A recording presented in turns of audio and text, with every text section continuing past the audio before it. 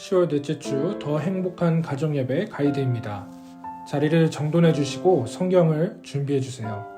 그리고 가족과 함께 둘러앉습니다.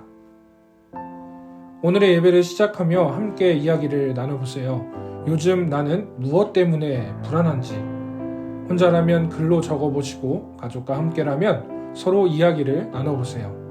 잠깐 가이드를 일시정지하시고 나눔의 시간을 갖겠습니다. 서로 이야기 나누셨나요? 이제는 성경을 찾아서 가족과 함께 읽겠습니다. 음악이 나오는 동안 성경 말씀을 찾아서 함께 읽어주세요. 오늘의 말씀은 열왕기상 12장 25절부터 33절까지의 말씀입니다. 열왕기상 12장 25절부터 33절까지입니다. 말씀을 찾아 읽겠습니다.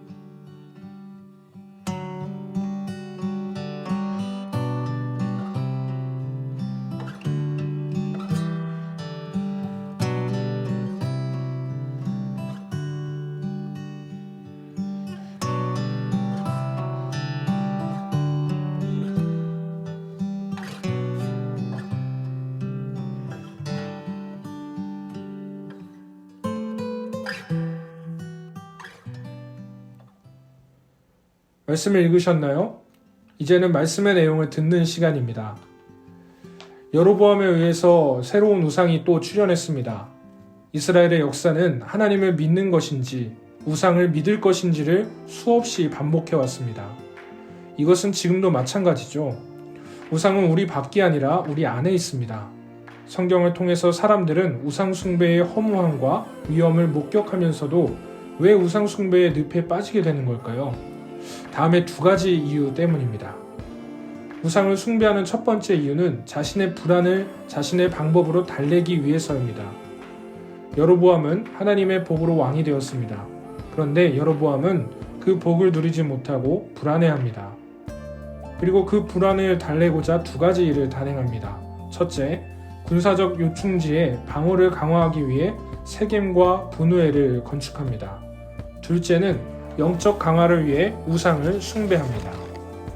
첫 번째 일은 국가의 안전을 위해서 마땅히 해야 할 일이지만 두 번째 일은 국가를 지키는 것이 아니라 오히려 무너뜨리는 일이었습니다. 여로보암에게 왕으로서 가장 중요한 임무는 이미 주어졌습니다. 하나님의 율례와 명령을 지키면 불안해할 필요가 없습니다. 그것을 지키지 않으려고 하니 불안해지고 그 불안을 달래고자 우상을 만드는 수고를 하는 것입니다. 하지만 우상에게 바친 나라는 오래가지 못합니다. 우상을 만드는 두 번째 이유는 자신의 욕망을 이루기 위해서입니다. 성경은 우상 숭배의 원인을 분명하게 말하고 있습니다. 탐심은 우상 숭배니라. 골로새서 3장 5절. 하나님께 나라를 받은 여로보암은 하나님 나라가 아니라 자신의 왕국을 세우려는 욕망을 품었습니다. 이 욕망을 이루기 위해 그는 하나님께 드리는 제사를 조작합니다. 단과 베델의 금송아지를 만들고 제사를 드리도록 합니다. 제사장을 아무나 세우고 절기를 함부로 바꿉니다. 여로보암은 제사를 드리는 것이 아니라 제사를 흉내냅니다. 예배의 본질이 사라지고 형식만 남았습니다. 하나님의 임재가 없고 사람 냄새만 나게 만들었습니다. 자신의 왕국을 만들기 위해서 우상을 만든 것입니다. 인간의 헛된 욕망은 하나님마저 조작하려 듭니다. 여로보암은 불안해할 필요가 없었습니다. 나라를 안전하게 지키고자 노심초사하지 않아도 되었습니다. 하나님께서 하나님의 말씀만 지키면 보호해 주실 것을 이미 약속하셨습니다. 하지만 여로보암은 하나님의 약속만으로는 만족하지 못했습니다. 여로보암은 자신에게 주어진 것이 너무 많아서 그것을 지키고자 우상을 만들었습니다. 하나님만을 온전히 예배하길 축복합니다. 하나님은 온전히 예배할 때 모든 불안이 사라지고 나의 삶에 하나님 나라가 세워집니다. 이제는 말씀을 생각하며 이야기를 나눠보는 시간입니다. 가족과 함께라면 서로 이야기를 나눠주시고 혼자라면 생각을 적어보세요.